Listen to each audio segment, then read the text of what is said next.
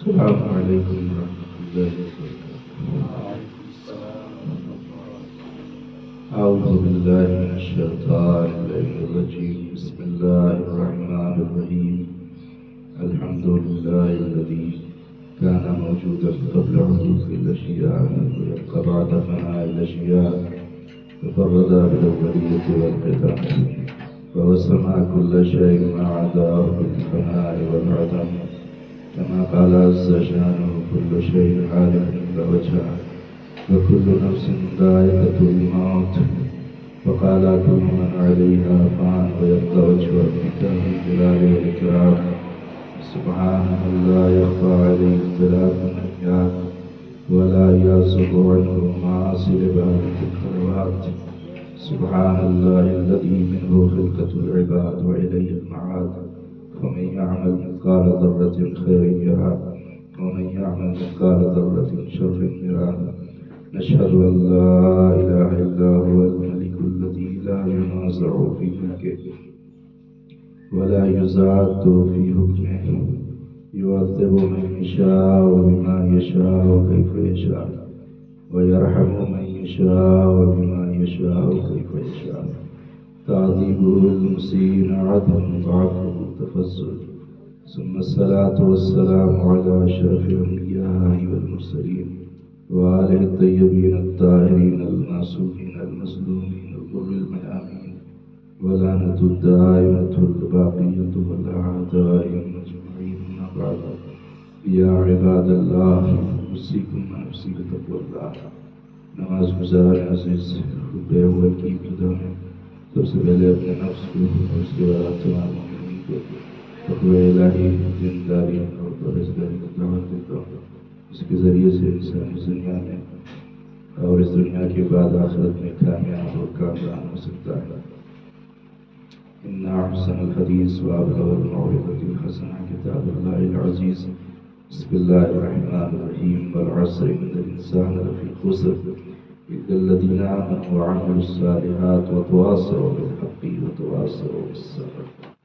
اللهم صل على محمد وآل محمد. اللهم صل على محمد وآل محمد. اللهم صل على محمد وآل محمد. أعوذ بالله من الشيطان الرجيم. بسم الله الرحمن الرحيم. الحمد لله الذي لا إله إلا هو الحليم الكريم، غافر الذنب وقابل التوب وهو الغفور الرحيم. سبحان من سبقت رحمته غضبه وبسط اليدين بالرحمة. سبحان من لم يكلف نفسا إلا دون وسعها وعفى عن السيئات ولم يجاز بها. إن الله وملائكته يصلون على النبي يا أيها الذين آمنوا صلوا عليه وسلموا تسليما. اللهم صل على محمد وآل محمد. اللهم صل على سيد المرسلين وشفيع المذنبين نبينا محمد صلى الله عليه وسلم. اللهم صل على محمد وآل محمد. وعلى إمام المسلمين وقائد الغر المعجلين أمير المؤمنين علي بن أبي طالب. اللهم صل على محمد وآل محمد. وعلى سيدة النساء العالمين وبزرة خاتم النبيين سيدتنا فاطمة بنت رسول الله صلى الله عليه وسلم. اللهم صل على محمد وآل محمد. وعلى الحسن المجتبى. اللهم صل على محمد وآل محمد. والحسين الشهيد بكربلاء. اللهم صل على محمد وآل محمد. وعلي بن الحسين. اللهم صل على محمد وآل محمد. محمد بن علي. اللهم صل على محمد وآل محمد. وجعفر بن محمد. اللهم صل على محمد وآل محمد. وموسى بن جعفر. اللهم صل على محمد وآل محمد. وعلي بن موسى. اللهم صل على محمد وآل محمد. محمد بن علي. اللهم صل على محمد وآل محمد. وعلي بن محمد. اللهم صل على محمد وآل محمد. والحسن بن علي عليه الصلاة والسلام. اللهم صل على محمد وآل محمد. اللهم صل على مولانا صاحب العصر والسلام. اللهم صل على محمد وآل محمد. بسم الله الرحمن الرحيم. اللهم كن لوليك الحجة بن الحسن صلواتك عليه وعلى آبائه في هذه الساعة وفي كل ساعة وليا وحافظا وقائدا وناصرا ودليلا وعلما حتى تسكنه أرزك طوعا وتمتعه فيها طويلا.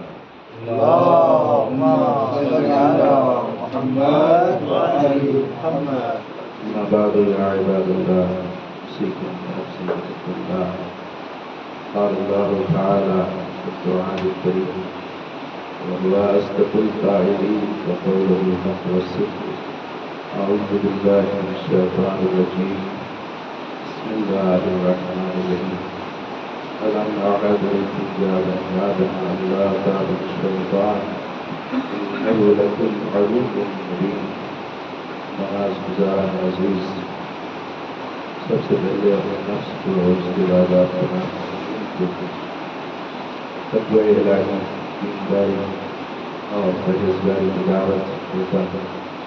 اس کے ذریعے سے انسان اس دنیا میں اور اس دنیا کے بعد آخرت میں کامیاب اور کامران ہو سکتا ہے.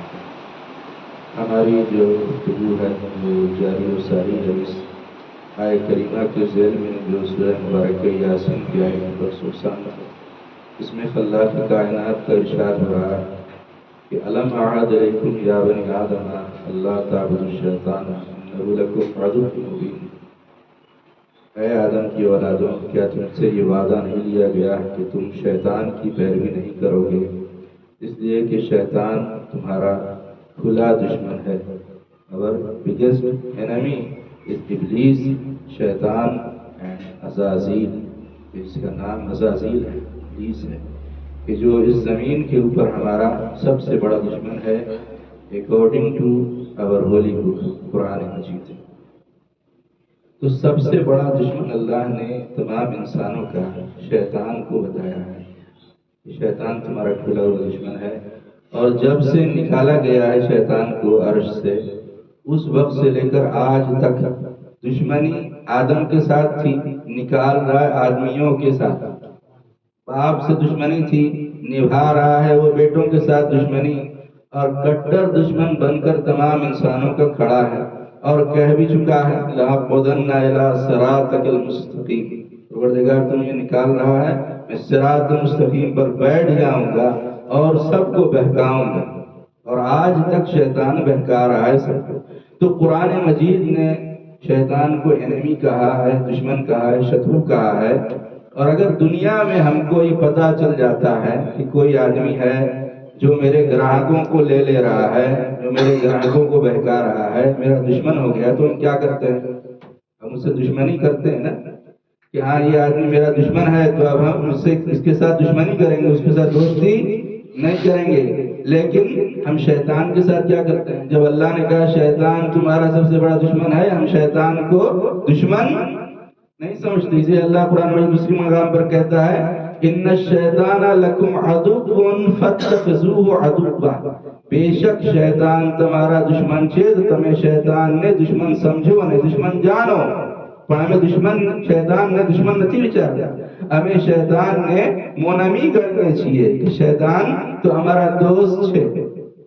شیطان جو کچھ کہتا ہے وہ ہم لوگ فوراً مان لیتے ہیں، فوراً سن لیتے ہیں۔ اس کا مطلب یہ ہے کہ ہم دشمن نہیں سمجھتے، شیطان کو اپنا دوست سمجھتے ہیں۔ تو اب سوال ہمارے سامنے یہ ہے سب سے اہم کہ شیطان سے دشمنی کریں کیسے، شیطان کے ساتھ مقابلہ کریں کیسے، شیطان جو چال چل رہا ہے اس کا ڈیفنس کریں کیسے، سب سے اہم سوال یہ ہے۔ تو جب دنیا میں کوئی دشمن ہوتا ہے تو ہم کیسے مقابلہ کرتے ہیں دشمن کا؟ تلوار لے کر، چھری لے کر، یا بندوق لے کر، AK-47 لے کر کھڑے ہو جائیں گے دشمن کو مارنے کے لیے کہ دشمن کو مار دیں۔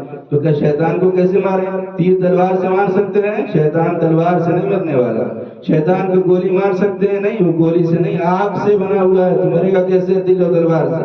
تو پھر شیطان کو ماریں کیسے، شیطان کو ہرائیں کیسے، شیطان کا مقابلہ کیسے کریں؟ تو جواب بڑا ہی آسان ہے، شیطان سے مقابلہ بڑا ہی آسان ہے۔ اللہ نے جتنے واجبات ہمارے اوپر عائد کیے ہیں ان کو انجام دیتے جائیں، شیطان مایوس ہوتا چلا جائے گا۔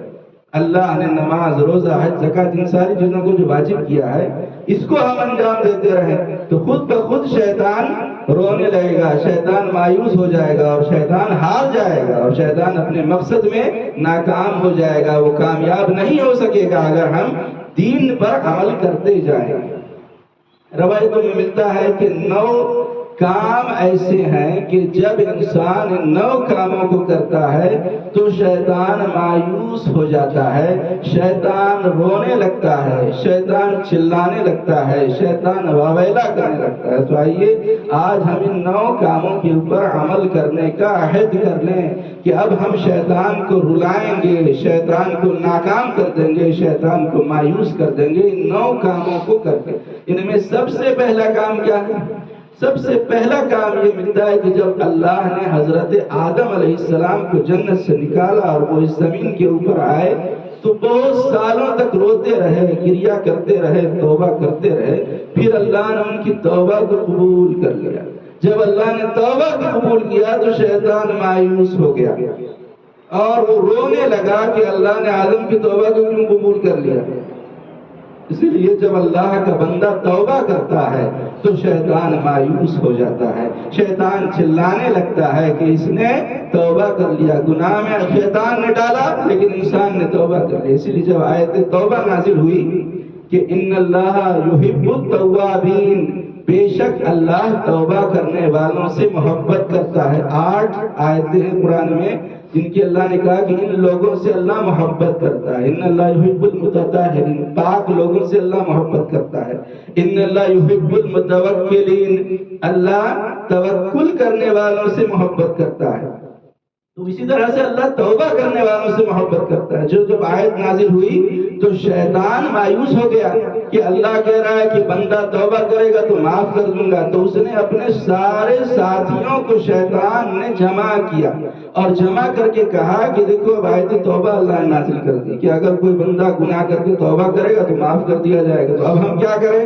اب ہم کون سا حربہ اپنائیں کہ شیطان کو بہکائیں؟ تو سب نے اپنا اپنا آئیڈیا پیش کیا کہ ایسا کریں۔ شیطان نے کسی کا قبول نہیں کیا۔ تو شیطان کا جو بیٹا تھا سب سے بڑا، اس نے کہا کہ ہمارے لیے ضروری ہے کہ ہم انسانوں کو گناہوں کی طرف لے جانے سے زیادہ ہمارے لیے اہم ہے کہ ہم انسانوں کو توبہ کی فرصت ہی نہ دیں، توبہ کرنے کا موقع ہی نہ دیں کہ وہ توبہ کر سکے۔ تو جب توبہ کرے گا ہی نہیں تو اللہ معاف کیسے کرے گا؟ اسی لیے آج ہم دیکھیں کہ ہم سب کاموں میں جلدی کرتے ہیں لیکن توبہ کرنے میں ہم بہت ٹال مٹول کرتے ہیں کہ آخری عمر میں توبہ کر لیں گے، جب مرنے لگیں گے تب توبہ کر لیں گے۔ تو یہ ہم یہاں پر غلطی پر ہیں۔ اس لیے کہ حدیث میں بھی آیا ہے کہ کچھ کام ایسے تو عام طور پر کہا جاتا ہے کہ جلدی کا کام شیطان کا ہے نا، لیکن کچھ کام ایسے ہیں جن میں جلدی کرنے کا حکم ہے۔ جیسے جب جنازہ تیار ہو گیا تو دفن کرنے میں دیر نہ کریں، جب مقروض قرض مانگنے کے لیے آ گیا تو ادا کرنے میں دیر، جب لڑکی کا بر مل گیا تو شادی کرنے میں دیر، بلکہ یہاں پر جلدی کرے. اسی طرح سے اگر گناہ ہو گیا توبہ کرنے میں دیر نہ کرے بلکہ جلدی کرے, استغفار کرے اللہ سے. توبہ اگر گناہ ہو گیا ہے, ہم سب گناہ گار ہیں, جب بھی گناہ ہو جائے توبہ کر لے. تو جب گناہ ہوتا ہے توبہ کرتا ہے بندہ تو شیطان روتا ہے, شیطان چلانے لگتا ہے کہ اس نے جو گناہ میں نے لگایا تھا اس سے معافی مانگ لی اور معاف ہو گیا. یہ پہلا موقع جب شیطان روتا ہے. دوسرا موقع کہ جب زلیخا نے حضرت یوسف علیہ السلام کو گناہ میں مبتلا کرنا چاہا اور زلیخا نے جو حضرت یوسف کو اپنے پاس بلا کے رکھا تو 60 دروازے تھے اور سب میں کادینہ لگا دیا, لاک لگا دیا تھا کہ بھاگ نہ سکے. لیکن حضرت یوسف کے دل میں شیطان نے بہت وسوسہ پیدا کیا گناہ میں ڈالنے کے, لیکن کیونکہ نبی تھے تو نبی کو تو شیطان گمراہ کر نہیں سکتا, بہکا نہیں سکتا, تو وہ بھاگے. جب چلے زلیخا کے پاس سے پہلے دروازے کے پاس پہنچے, تالا لگا تو تالا خود بخود کھل گیا. پھر آگے بڑھے, دوسرا تالا خود بخود کھل گیا. تیسرا تالے کے پاس پہنچے, خود بخود کھل گیا. یعنی اللہ یہ بتانا چاہتا ہے کہ اگر گناہ سے بچنے کا ارادہ بھی کرتے ہو تو مدد کرنے والا اللہ ہے, بچانے والا اللہ ہے. 7 تالا کھل گیا, حضرت یوسف باہر آ گئے اور اس کے جال سے زلیخا کی بچ گئے. شیطان مایوس ہو گیا, اتنا محنت کیا, اتنی کوشش کیا یوسف کو گناہ میں لگا دیں, لیکن وہ گناہ میں نہیں لگ پائے. اسی لیے جب کوئی آدمی اس گناہ سے, زنا کے گناہ سے اپنے آپ کو بچا لیتا ہے تو شیطان رونے لگتا ہے, شیطان چلانے لگتا ہے کہ اس نے مجھ سے اپنے دین کو بچا لیا, اتنے بڑے گناہ سے یہ بچ گیا ہے. لہٰذا ہم اگر کبھی کوئی ایسا موقع, شیطان ایسا کوئی جال بچھا دے تو اس گناہ سے اپنے آپ کو بچا لے تو شیطان روئے گا, شیطان مایوس ہے. تیسرا موقع ہے عید غدیر کا کہ جب پیغمبر اسلام نے مولا کائنات کو اپنے ہاتھوں پر بلند کر کے کہہ دیا کہ من کنت مولا فہذا علی مولا, میرے بعد جس کا میں مولا ہوں اس کا یہ علی مولا ہے, تو شیطان مایوس ہو گیا, شیطان رونے لگا. یہاں تک کہ صحابہ نے رونے کی آواز سنی تو سب نے پوچھا یا رسول اللہ آج تو اتنا بڑا خوشی کا دن ہے, آج رو کون رہا ہے؟ تو پیغمبر اسلام نے کہا شیطان کے رونے کی آواز ہے, کیونکہ آج شیطان مایوس ہو گیا کہ اب میں نے اعلان کر دیا کہ اب جو ولایت علی کو مانے گا اس کے لیے مغفرت ہے, اس کے لیے بخشش ہے, اس کے لیے جنت ہے. تو شیطان بہت زیادہ مایوس ہوا اور سب اپنے ساتھیوں کو شیطان نے جمع کیا اور کہا کہ آج ولایت علی کا اعلان ہو گیا ہے, اب جو ولایت علی کو مانے گا وہ جنت میں جائے گا. ہم کیا کریں لوگوں کو بہکانے کے لیے؟ تو سب نے اپنا آئیڈیا پیش کیا کہ کیسے بہکائیں. پھر شیطان نے خود کہا کہ ہم ایک کام کر سکتے ہیں کہ انسانوں کو ولایت علی میں شک میں مبتلا کر دیں اور لوگ غلو کرنے لگے اور لوگ علی کو خدا مان لیں, نصیری بن جائیں تو وہ جہنمی بن جائیں گے. تو اس طرح سے شیطان نے یہ طریقہ اپنایا کہ ولایت میں لوگوں کو شک شبہ میں ڈال دیں تاکہ یہ سب جنتی سے جہنمی بن جائیں. تو یہ کتنا موقع ہوا؟ توبہ, اس کے بعد زنا سے بچانا, اور تیسرا یہ عید غدیر کا موقع کہ ولایت علی کو جو مانے گا وہ جنت میں جائے گا اور شیطان اس وقت مایوس. چوتھا موقع تھا اس وقت کہ جب میدان کربلا میں 10 محرم کو روز عاشورہ شیطان نے بہکایا, گمراہ کیا, شمر کے پورے لشکر کو گمراہ کر دیا امام حسین کے قتل کے لیے. تو شیطان بہت خوش ہوا, بہت زیادہ خوش ہوا کہ آج میں نے اتنے سارے لوگوں کو گمراہ کر دیا ہے, اتنے سارے لوگوں کو میں نے جہنمی بنا دیا. اتنا خوش ہوا کہ روایت ہے کہ وہ ناچنے لگا, خوش ہو کر کے شیطان باجا بجانے لگا, ناچنے لگا کہ اتنے سارے لوگوں کو میں نے گمراہ کر دیا. بہت خوش ہوا شیطان. لیکن جب شیطان کو یہ پتا چلا کہ اللہ کی طرف سے جو شخص انعام ہے کہ جو شخص امام حسین کی قبر کی زیارت کرے گا اللہ اس کے گناہوں کو معاف کر دے گا, تو شیطان مایوس ہو گیا.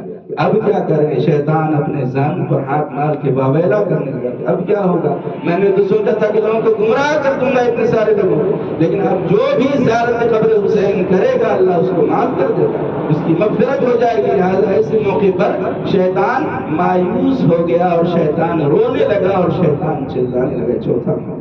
پانچواں موقع کہ جب شیطان رونے لگتا ہے اور چلانے لگتا ہے وہ موقع تھا 27 رجب روز بعثت, کہ جب اللہ نے پیغمبر اسلام کو نبوت سے سرفراز فرمایا اور آپ نے اعلان نبوت کیا کہ میں اب نبی بنایا گیا ہوں تو شیطان مایوس ہو گیا. شیطان نے کہا آج تک میں لوگوں کو گمراہ کرتا تھا، اب یہ نبی ہدایت کرنے والا آ گیا، اب لوگوں کو سیدھے راستے پر لائے گا اور یہ لوگوں کو معاف کروا لے گا. لہذا شیطان رونے لگا، شیطان مایوس ہو گیا کہ اب میں کیا کروں کہ اب یہ ہدایت کرنے والا نبی آ گیا. تو یہ پانچواں موقع تھا کہ جب شیطان رویا اس مقام پر اور شیطان گڑگڑانے لگا اور شیطان بلبلانے لگا. یہ پانچواں. اور چھٹا موقع اس وقت شیطان رویا کہ جب سورہ الحمد کو خدا نے نازل کیا. جب سورہ الحمد نازل ہوا شیطان رونے لگا کہ اب سورہ الحمد، کیونکہ سورہ الحمد کے لیے جو شخص سورہ الحمد کی تلاوت کرتا ہے اللہ اس کو معاف کر دیتا ہے، اس شخص کی مغفرت ہو جاتی ہے جو سورہ الحمد کی تلاوت کرتا ہے. تو شیطان رونے لگا کہ اب کیا کروں، اب کیسے بہکاؤں کہ اب جو بھی بندہ سورہ الحمد پڑھے گا اللہ اس کو معاف کر دے گا، اللہ اس کی مغفرت کر دے گا. یہ ساتواں موقع وہ ہے کہ جب انسان سجدے میں جاتا ہے. امام جعفر صادق علیہ السلام اللہم صلی علی محمد و آل محمد سے ملتا ہے. امام فرماتے ہیں کہ جب بندہ سجدہ کرتا ہے شیطان چلانے لگتا ہے، شیطان رونے لگتا ہے، کیونکہ سب سے زیادہ گراں شیطان کے لیے کیا گزرتا ہے جب بندہ سر کو سجدے میں رکھتا ہے. کیوں؟ سجدے کی وجہ سے ہی، انکار سجدہ کی وجہ سے ہی تو شیطان بنا ہے. آدم کے سجدے کا انکار کر کے تو اللہ نے نکالا تھا، اور آج انسان سجدہ کر کے اللہ کی قربت کو حاصل کر لے رہا ہے. اس لیے حدیث میں آیا ہے کہ جب کوئی آدمی اپنے سر کو سجدے میں رکھتا ہے تو اگر انسان کو پتا چل جائے کہ کتنی رحمت اس کے اوپر نازل ہو رہی ہے تو کبھی سر کو سجدے سے نہ اٹھائے. اتنی رحمت اللہ کی اس بندے کے اوپر نازل ہوتی ہے کہ جب آدمی سر کو سجدے میں رکھ دیتا ہے. آغا محسن قرآتی ایران کے ایک بزرگ مفسر قرآن میں بیان کرتے ہیں کہ جب انسان سر کو سجدے میں رکھتا ہے تو اللہ فرشتوں سے کہتا ہے فرشتوں بتاؤ میں اس کو اجر کیا دوں، اس کو صلہ کیا دوں سجدے کا. تو ہر فرشتہ بتاتا ہے کہ پروردگار یہ اجر دے دے، یہ انعام دے دے. تو اللہ کہتا نہیں یہ سب کم ہے، میں جب میرا بندہ سجدہ کرے گا تو کیونکہ میرے بندے نے اپنے جسم کی سب سے بلند چیز کو سجدے میں رکھ دیا. پیشانی یہ ہمارے جسم میں سب سے بلند جگہ ہے، تو جب سب سے بلند جگہ کو میرے سامنے جھکا دیا میرے بندے نے تو میں اس کو اتنی بلندی دوں گا کہ یہ آدمی سوچ بھی نہیں سکتا، میرا بندہ سوچ بھی نہیں سکتا. میں اتنی بلندی عطا کر دوں گا اپنے بندے کو. تو یہ ساتواں موقع ہے کہ جب انسان سجدہ کرتا ہے تو شیطان رونے لگتا ہے، شیطان چلانے لگتا ہے. آٹھواں موقع کہ جب شیطان روتا ہے وہ کون سا موقع ہے؟ جب ایک برادر مومن دوسرے مومن کی ملاقات کے لیے اور زیارت کے لیے خدا کے واسطے اس سے ملنے جاتا ہے تو شیطان چیخنے لگتا ہے، شیطان چلانے لگتا ہے. کیونکہ شیطان کیا چاہتا ہے کہ ایک مومن کو دوسرے مومن سے لڑا دے، ایک مومن کو دوسرے مومن سے جنگ کرا دے. شیطان تو لڑوانا چاہتا ہے، شیطان تو چاہتا ہے کہ دو مومن آپس میں الگ ہو جائیں. لیکن جب ہم ملتے ہیں ایک دوسرے سے تو شیطان مایوس ہو جاتا ہے، وہ چلانے لگتا ہے کہ یہ دونوں دوست بن گئے، یہ دونوں اللہ کے لیے ایک دوسرے سے مل رہے ہیں. آج تو لوگ کہتے ہیں ملنے کا ٹائم ہی نہیں ہے. جیسے تیرے ذوق پہ آج تو ہمارے پاس ٹائم نہیں، کہاں سے ملنے کے لیے بزنس میں بزی ہے، یہ ہے وہ ہے. تو ٹھیک ہے ملنے کے لیے جا سکتے ہیں لیکن میسج بھیج کے تو خبر پہنچ سکتے ہیں. آج تو فون بھی موجود ہے، آج واٹس ایپ بھی موجود ہے. میسج بھیج کر ایک دوسرے کی اگر خبر پوچھ لے تو شاید اتنا ہی ثواب مل جائے اور شیطان مایوس ہو جائے. لہذا ولادتوں کے موقع پر، جمعوں کے موقع پر، خاص موقع پر، بیماری کے موقع پر برادر مومن نے خبر کاڑوا وٹے جاؤ تو شیطان مایوس થઈ જાય છે، شیطان راڑو پاڑوا લાગે છે. تو یہ آٹھواں موقع کہ جب ایک مومن دوسرے مومن سے ملتا ہے، ملاقات کرتا ہے، شیطان مایوس ہو جاتا ہے، رونے لگتا ہے، چلانے لگتا ہے. نواں اور آخری موقع کہ شیطان جب مایوس ہو جاتا ہے وہ ہے صدقہ، کہ جب انسان راہ خدا میں صدقہ دیتا ہے. پیغمبر اسلام صلی اللہ علیہ وآلہ وسلم اللہم صلی علی محمد و آل محمد نے شیطان سے پوچھا کہ شیطان یہ بتا کہ تجھے اتنا برا کیوں لگتا ہے جب کوئی اللہ کا بندہ صدقہ دیتا ہے تو تو اتنا کیوں رونے اور چلانے لگتا ہے؟ تو شیطان نے کہا کہ یا رسول اللہ، اگر کوئی میرے سر کو آرے سے کاٹے، آرا سمجھ رہے نا کہ وہ اوزار جس سے پیڑ کو کاٹا جاتا ہے، لوہے کا ہوتا ہے، تو شیطان نے کہا آرے سے اگر کوئی میرے سر کو کاٹے تو اتنی تکلیف نہیں ہوتی جتنا جب کوئی اللہ کا بندہ صدقہ دیتا ہے تو مجھے اتنی تکلیف ہوتی ہے۔ تو پیغمبر اسلام نے پوچھا کہ وجہ کیا ہے، تجھے اتنی تکلیف کیوں ہوتی ہے صدقے سے؟ تو شیطان نے جواب دیا کہ صدقے میں 5 خصلت ہے، صدقے میں 5 فائدہ ہے۔ اب یہ فائدہ کون بتا رہا ہے؟ اللہ رسول امام صدقے کا فائدہ نہیں بتا رہا ہے، بلکہ شیطان بتا رہا ہے کہ صدقے کا فائدہ کیا ہے۔ شیطان کہتا ہے اس لیے کہ جب کوئی صدقہ دیتا ہے تو اس کے رزق میں برکت ہو جاتی ہے، بلا دور ہو جاتی ہے، بیماری دور ہو جاتی ہے، صدقہ دینے والا پورے صراط سے بجلی کی طرح گزر جاتا ہے، صدقہ دینے والا انسان بغیر حساب کتاب کی جنت میں چلا جاتا ہے۔ اس لیے مجھے صدقہ سب سے زیادہ ناگوار ہے کہ جب کوئی صدقہ دیتا ہے میں رونے لگتا ہوں، میں چلانے لگتا ہوں کہ اس نے صدقہ دے دیا اور اس طرح سے اس کو ثواب مل گیا، اس طرح سے اس کی مغفرت ہو گئی۔ لہٰذا آپ نے دیکھا کہ 9 کام ایسے ہیں کہ جن سے شیطان مایوس ہو جاتا ہے۔ ہم سب مل کر اللہ کی بارگاہ میں دعا کرتے ہیں پروردگار ہمیں توفیق دے کہ ہم ان 9 کاموں کو کریں اور شیطان ہم سے مایوس ہو جائے، شیطان نامراد ہو جائے۔ پروردگار ہم سب تیرے گناہگار بندے ہیں، ہمارے تمام گناہان کبیرہ و صغیرہ کو معاف فرما۔ ہم سب کو شیطان کی چال اور شیطان کے منصوبوں سے بچنے کی توفیق عطا فرما۔ ہم میں جو لوگ پریشان حال ہیں ان کی پریشانیوں، دکھ اور تکلیفوں کو دور فرما، جو مقروض ہیں ان کا قرضہ خزانے غیب سے عطا فرما، تمام مومنین کے رزق اور روزی میں خیر و برکت عطا فرما، پرچم اسلام کو سر بلندی و شرف عطا فرما، پرچم کفر نفاق کو سر نگون فرما، ہمارے مرحومین کی مغفرت فرما، ان کی برزخ کی منزلوں کو آسان فرما، ان کے درجات کو جنت میں بلند فرما۔ پروردگار تمام مقامات مقدسہ کی بالخصوص سیریا میں روضہ جناب زینب کی حفاظت فرما۔ ہم سب کو زندگی کی آخری سانس تک محبت اہل بیت اور صراط مستقیم پر ثابت قدم رہنے کی توفیق عطا فرما، پرچم اسلام کو سربلندی و شرف عطا فرما، پرچم کفر و نفاق کو سرنگون فرما، دشمنان اسلام کو نیست و نابود فرما، ہمارے مولا و آقا ہمارے سید السردار امام زمانہ کے ظہور میں تعجیل فرما۔ ہم سب کو اپنے مولا و آقا کے مخلص غلام اور جانشین میں شمار فرما۔ اللہم اغفر للمؤمنین والمؤمنات والمسلمین والمسلمات الأحياء منهم والأموات، تابع بيننا وبينهم بالخيرات إنك مجيب الدعوات إنك على كل شيء قدير۔ بسم الله الرحمن الرحيم، إنا أعطيناك الكوثر فصل لربك وانحر إن شانئك هو الأبتر۔ والسلام عليكم ورحمة الله۔